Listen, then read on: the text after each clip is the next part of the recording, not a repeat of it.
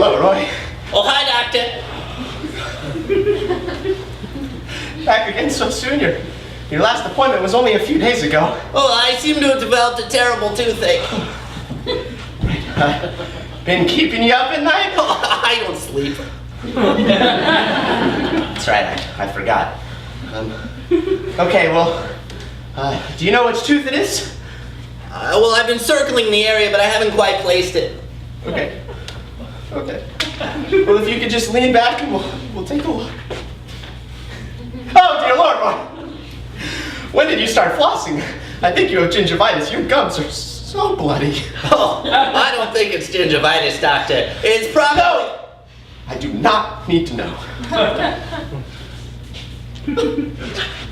Could you just point to it or yeah. Sorry, I forgot you can't reach that far. It's okay. Well, do you know which road it's in, or? Oh, dear. Please do not talk when my hands are in your mouth. Sorry, Doctor. Do you know which road it's in? I think it's like the 7th row back on the right. Something. Okay. Is it around this? Roy! Please! Do not talk when my hands are in your mouth! You are literally a shark! Literally! A shark! You will bite my hand off with your shark mouth!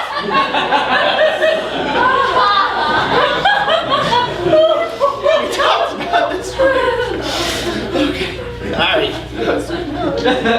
Okay, what we're gonna do is I'm gonna point to a tooth, and if it's the right one, just nod. Don't say anything, just nod. Okay. We'll get you sorted out.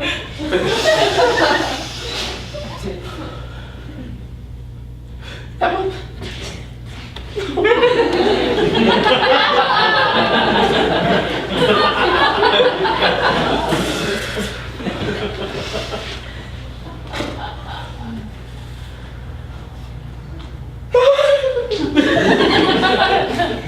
No.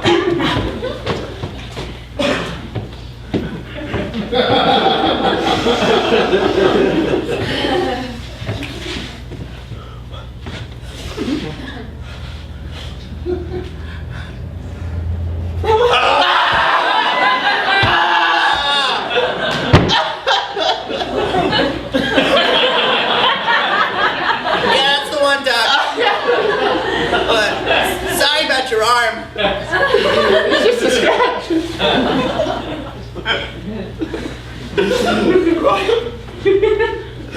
I think you have a cavity. A cavity? But I haven't eaten a single child lately. Again, Roy, it's being a child that makes you prone to cavities, not eating a child. It's probably because of all the salt water. We're gonna have to pull it. Oh, but I read on WebMD that pulling's a real advice when feelings can solve the issue. Couldn't we just... As I've said many times, Roy, WebMD is for humans. You're a shark. Your teeth always grow back. That changes things quite a bit. Okay, well, I still think I'd rather get feelings to avoid the pain. You know, I'll tell you what, Roy, we'll even do this one free of charge, seeing as you have no fingers and thusly can't handle money. Are you sure, Doc? I mean, I can bring another sea lion if you want. No, thank you, no, Roy. We have leftovers from the last 6. We're really okay. Gee, thanks, Doc. That's awfully nice. Do your worst.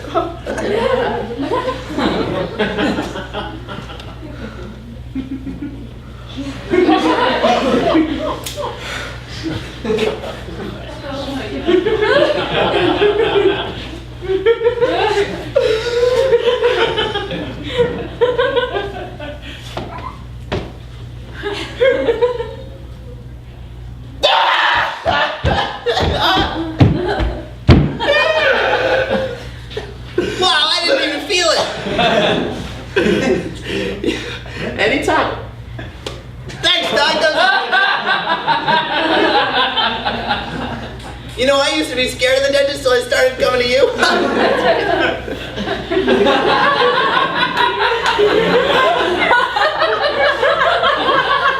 Oh, a doc?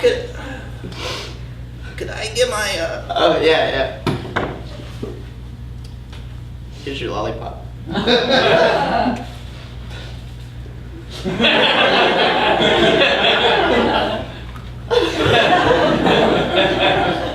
Thanks. Okay, bye.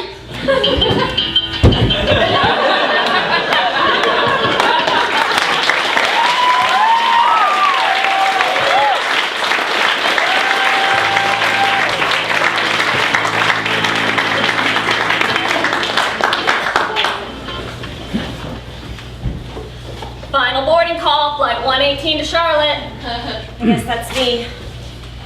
I don't think he's coming, sweetheart. I never thought you'd bowl wide on us, Mark. Wait! Laura, don't get on that plane! Mark! Oh, Laura, I was on that cricket pitch ready to run those 22 yards like I'd never run them before, just to get you out of my head. And then I thought, why should I? So I told Mr. Ashby where he could shove his willow wood. And I got down here just as fast as I could. Oh, Mark, I never thought you'd choose me over the game you love. I need you, Laura, so I'm gonna come clean.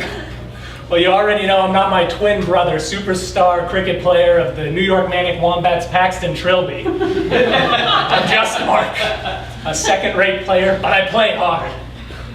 I can't pop a wheelie. I prefer butterscotch to chocolate, and I don't like Arrested Development. I'm sorry. I just don't get it.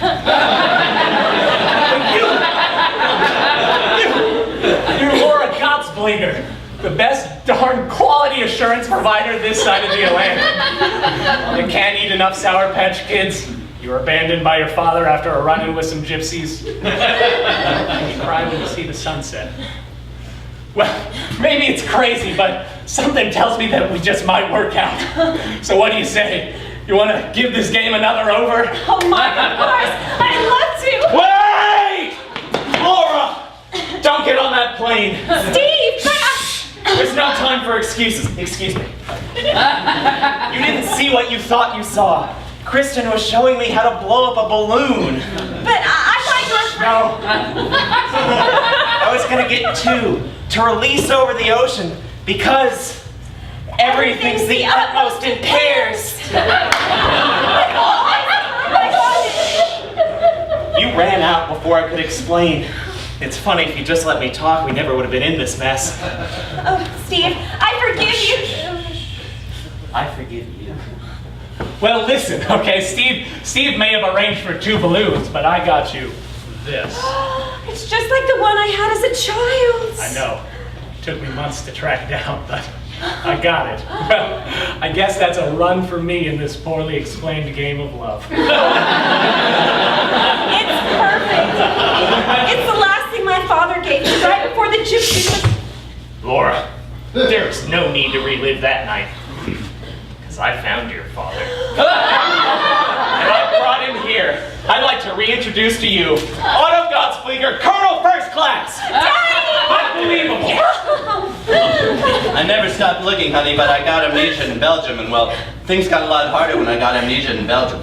I'd love to discuss it over coffee sometime, but right now I have a decision to make. Mark, Steve, I've been seeing and going on cute, quirky dates with both of you now. No, I pieced that together. Well, honey, that's morally dubious. You don't know I'm like that. But I've got to make a decision.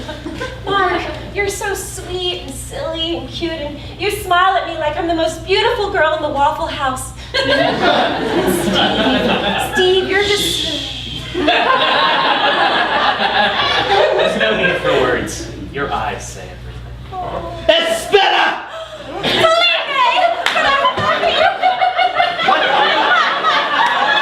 No, I thought I made that clear when I porked your cousin / high school rival at your big quinceañera by the lake. But Felipe, we were perfect together. Cállate. It is not for you that I am here. It is for Stacy. See, you flight concierge desk attendant of mi corazón. Don't let anybody else on that plane unless it's me and you. I got the job. We can move to Charlotte and you can finally fly for the first time like you've wanted to always.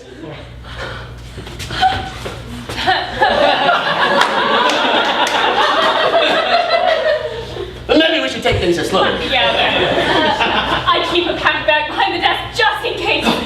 Let's go. Let's get back to the... Wait! Laura! Don't get on that plane! I don't think I can now, actually. Good. We're getting the band back together. We've got a long journey in front of us. We gotta pick up Lolita and the Guzzler before we have our reunion concert in Nashville. We can't do it without you, our vixen on bass. What do you say? I want to go on a new adventure full of hijinks, of course. Oh, sorry, I have to finish something up first. Yeah, of course. Aren't you that manic wombat that dropped a bail in the 18th over? Listen, you don't know cricket until you've stepped on that sticky wicket and been boot hill on the heels of a bent back batted ball. Go eat a Cinnabon. Everyone's such an armchair bowler. You're married to me, Mark. There's no room for me. So what if I am? Cricket puts money on the table. We can't all live in your fantasy world of being a quality assurance provider. What kind of life is that? I'm leaving. No! Laura, don't leave this airport. What do you want, Mark? Do you want the airport on the airplane, or do you want to be on the pitch with your sticky wickets? I don't know, Laura. All I know is that I want you here, there, and everywhere. Always with me. Also, I quit the team. I think we both forgot that in the heat of the moment. And I hate to interrupt, but I'm still here as well. As am I. Come on, Laura, you gotta dig deep on this one. Everyone's focused on you. Actually, honey, I think everyone's focused on these two men, and you're more of a vehicle for the hopes and aspirations of others. Even so, I've got to make the decision that's right for me. I'm not even sure there's really a decision. I mean, we're kind of the same guy. Yeah, I mean, we're practically identical. Even that guy, Felipe, he may as well have just been another white guy with an accent. You are nothing like Felipe. I'm getting on that plane, desk attendant or no. Ooh, not in this post-9/11 world. What? Everybody stop. I'm the one that has to make the decision that is best for my future. Oh, I mean, it seems like poor planning. But, you know, let's say that. Okay, so who's it gonna be, Laura? Is it me or me? Or me. Patty, now that Felipe's off the table, I just don't know who to choose. Well, honey, follow your heart. It's always the best port in the storm. That's the only phrase I know since I got amnesia. Oh, I love money. Steve, you're richer. I pick you. Yes!